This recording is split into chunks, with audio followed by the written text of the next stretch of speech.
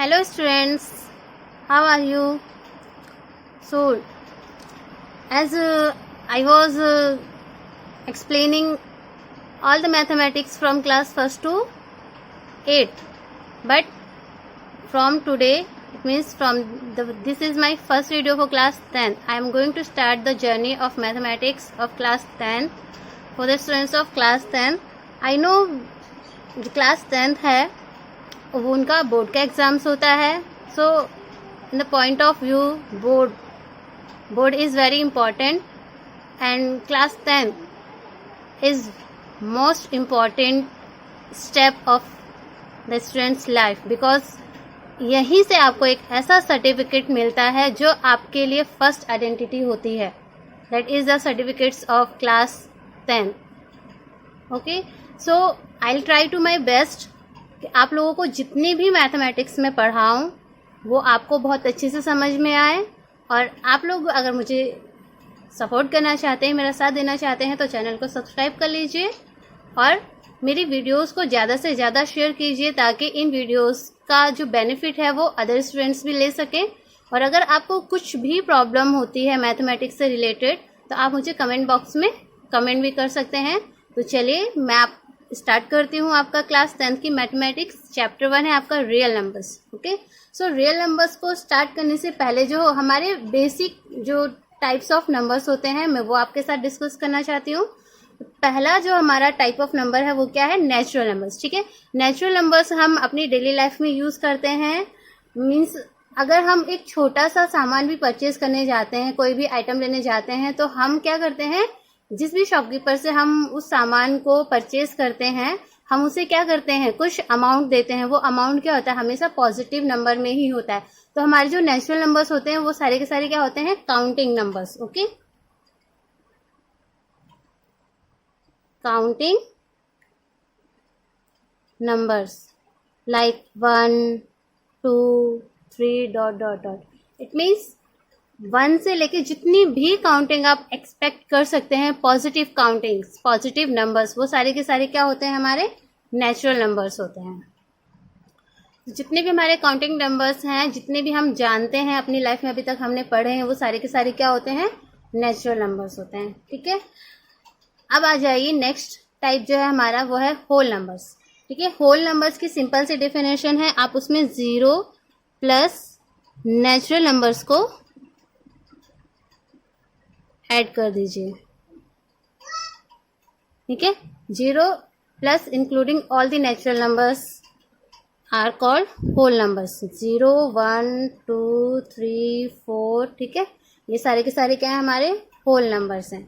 जो हमारा natural number है इसे हम डिनोट करते हैं n से, और जो हमारे होल नंबर्स हैं इन्हें हम डिनोट करते हैं w से.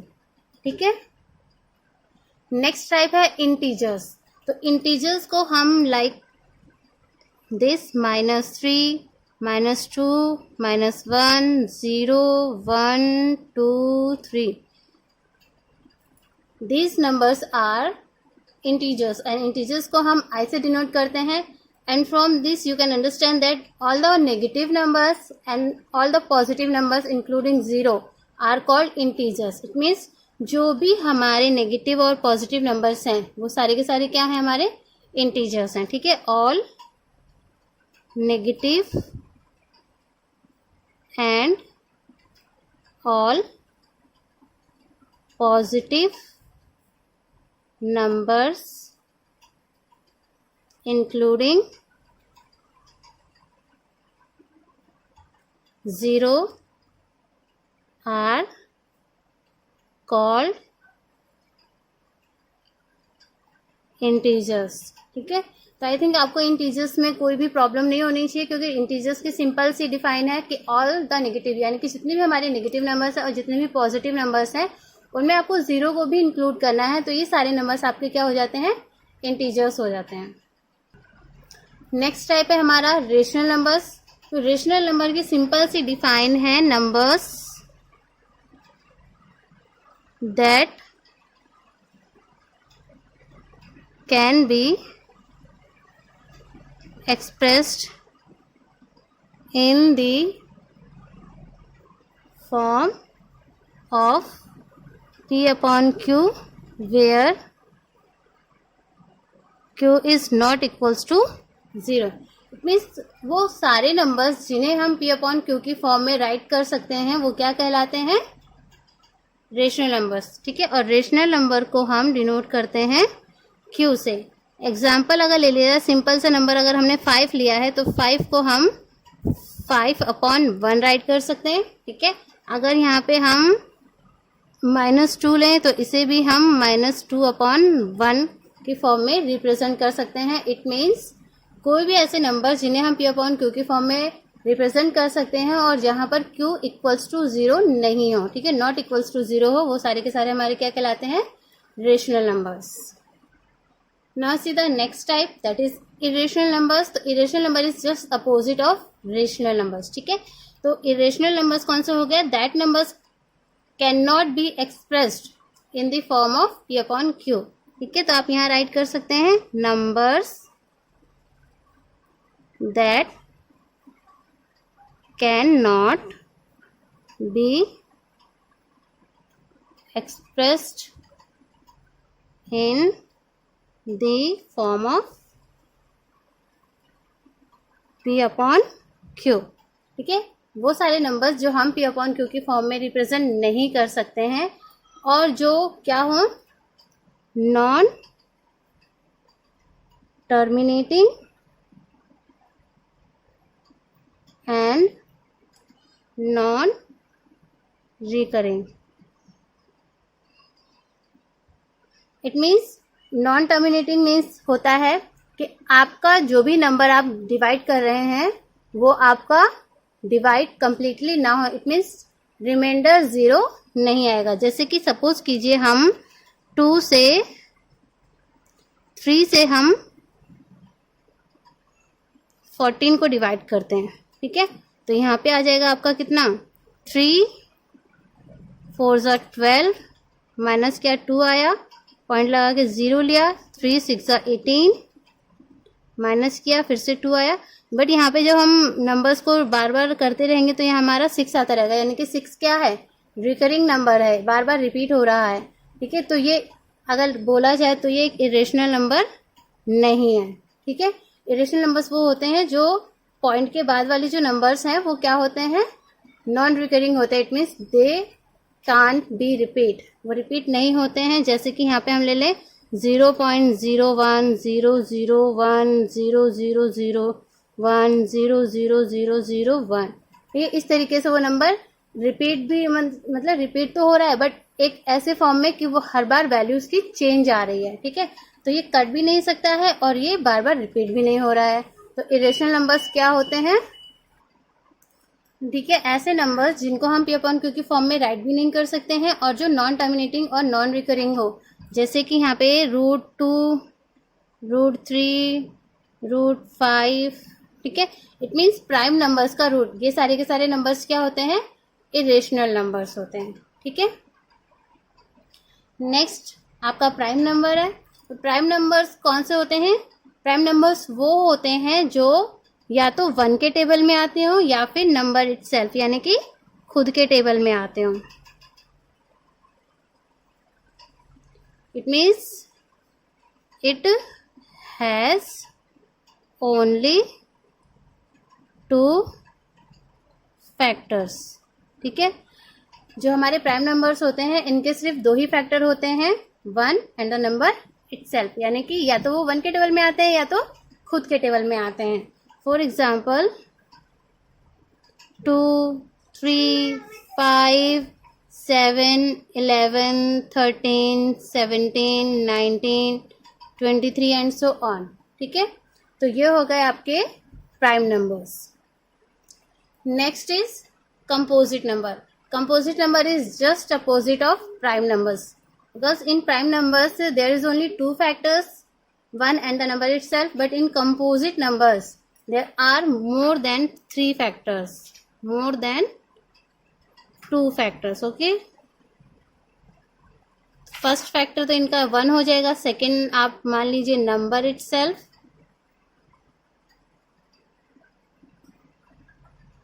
और इसके अलावा भी ये और अदर फैक्टर्स में आ जाते हैं, ठीक है, अदर नंबर्स के भी इनके फैक्टर्स होते हैं।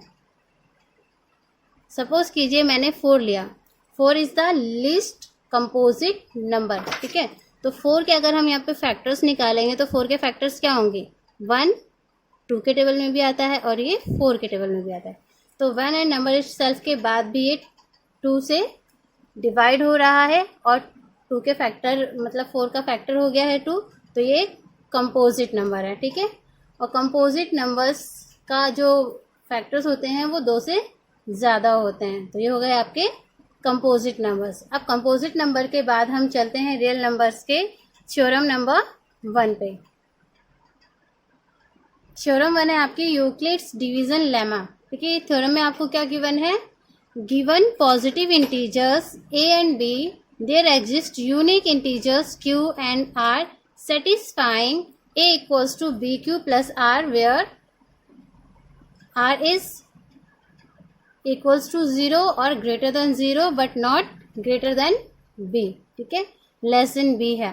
तो यहाँ पे जब आपने देखा कि a equals to B Q plus R given है, तो आप इस स्टेटमेंट को देख के थोड़ा सा घबरा गए होंगे कि ये क्या है, इसको हमने पहले कभी तो नहीं पढ़ा है, तो ये 10th क्लास में ऐसे कैसे आ गया जब हमने इसको पहले कभी नहीं पढ़ा है। तो मैं आपको बता दूं कि ये बहुत ही सिंपल सी स्टेटमेंट है। बस इस स्टेटमेंट को देखकर आपको थोड़ा सा डर लग रहा होगा, बट मैं आपको बता दूं कि अगर आपने इसे पहले पढ़ा है तो आपको याद आ जाएगा। ये होता है आपका सिंपल सा dividend equals to divisor into quotient plus remainder, है ना। मैंने आपसे कहा था कि जैसे मैं स्टेटमेंट ये वाली राइट करूंगी आपको याद आ जाएगा कि आप ये पहले पढ़ चुके हैं। तो आपकी जो सिंपल फॉर्म है इस फॉर्म के वो क्या है, dividend equals to divisor into quotient plus remainder. But इस फॉर्म में लिखकर इन्होंने आपको थोड़ा सा क्या कर दिया है, कंफ्यूज कर दिया है। आपको ये सोचना पड़ रहा है कि ये बहुत ही ज़्यादा टफ होगा, बट ये टफ नहीं है। इसमें इन्होंने क्या किया है, डिविडेंड को ए बता दिया है, डिवाइजर को बी बता दिया है, क्वोटिएंट को क्यू बता दिया है और रिमाइंडर को आर बता दिया। इनको इन्होंने क्या किया, एक सिंपल नंबर्स में यानी कि अल्फ़ाबेट्स इनको नेम दे करके आपको ये फॉर्म दे दी गई है। तो अब आपको क्या करना है, इसको जब आप सॉल्व करेंगे तो जब भी हम कोई डिवाइड करते हैं तो वहाँ पे जो हमारा आर होता है वो या तो 0 के बराबर होता है या फिर 0 से बड़ा होता है, बट बी से हमेशा क्या होता है, छोटा होता है, ठीक है। बी यहाँ पे क्या है, डिवाइजर, क्योंकि अगर डिवाइजर के बराबर भी हो जाएगा तो वो कंप्लीट डिवाइड हो जाएगा। इसलिए हमारा जो आर है वो हमेशा 0 से बड़ा या 0 के बराबर या फिर हमारे डिवाइजर से छोटा होगा, ठीक है। इसके लिए हम सपोज कीजिए मैंने एक डिवाइड का क्वेश्चन लिखा, 5 के टेबल से 5, 1 और 3, ठीक है। तो यहाँ पे क्या होगा, 5 1 सा 5, माइनस किया, कुछ भी नहीं बचा, 1 नीचे लिया और 3 भी। तो हमने एक साथ 2 नंबर लिए तो यहाँ पे क्या आ जाएगा, 0। ना 5 2 ज़ा 10, माइनस किया तो यहाँ पे कितना आ गया, 3। इट मीन्स यहाँ पे हमारा a इक्वल्स टू क्या है, 513, b equals to 5, q equals to 102 and r equals to 3। It means r क्या है, देखिए आपका 0 से बड़ा है और b से छोटा है, ठीक है। तो इससे रिलेटेड हम एक एग्जाम्पल देखते हैं। जब आप एग्जाम्पल करेंगे तो आपको बहुत अच्छे से समझ में आ जाएगा कि यूक्लिड्स डिवीजन लेमा या एल्गोरिदम होता क्या है। तो हमने यहाँ पे 2 नंबर्स लिए हैं, 455 एंड 42, ठीक है।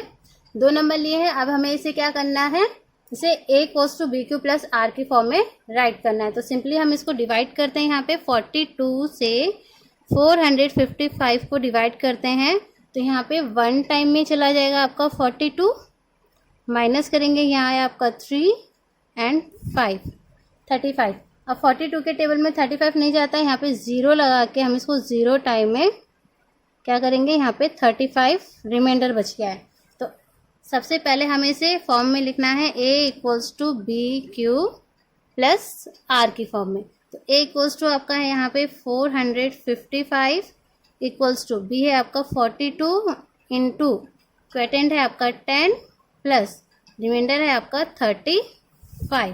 ठीक है, अब जब हम इसको आगे प्रोसेस में लेकर जाएंगे, क्योंकि हमें इसे तब तक करते रहना है जब तक हमारा रिमाइंडर क्या है 0 नहीं हो जाता है। तो अब हमारे लिए यहाँ पे जो 42 है, जो हमारा यहाँ पे क्या था, डिवाइजर था, अब ये हमारे लिए क्या बन जाएगा, डिविडेंड बन जाएगा, और जो हमारा रिमाइंडर है वो हमारे लिए डिवाइजर बन जाएगा। इट मीन्स अब यहाँ पे आ जाएगा आपका 35 इक्वल्स टू 35 से अब हम 42 को डिवाइड करेंगे तो 1 टाइम में चला जाएगा आपका 35, माइनस करेंगे तो यहाँ आ जाएगा आपका 12 में से 5 गया 7। ठीक है, अब यहाँ पे आ गया आपका 42,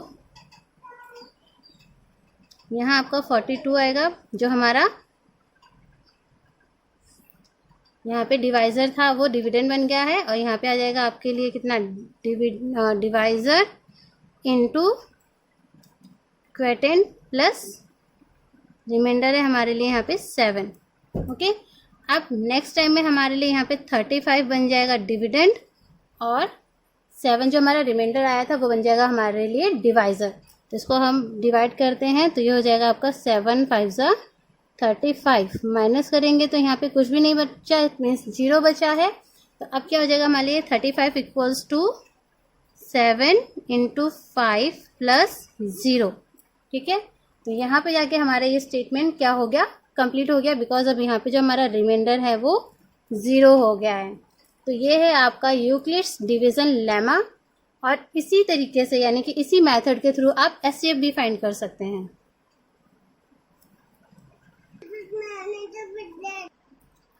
आपने अर्लियर क्लासेस में क्लास 6, 7, 8 में या 9th में पढ़ा होगा एचसीएफ फाइंड करने का जो हमारा मेथड है, लॉन्ग डिवीजन मेथड। ठीक है, ये वही मेथड है, इस मेथड के थ्रू हम एचसीएफ फाइंड कर सकते हैं। तो यहाँ पर हमारा जो एचसीएफ क्या है वो है 7। It means the last divisor of this question, जहाँ पर हम जिसकी हेल्प से 0 एज अ रिमाइंडर हम फाइंड कर रहे हैं वही हमारा क्या है यहाँ पे एचसीएफ है।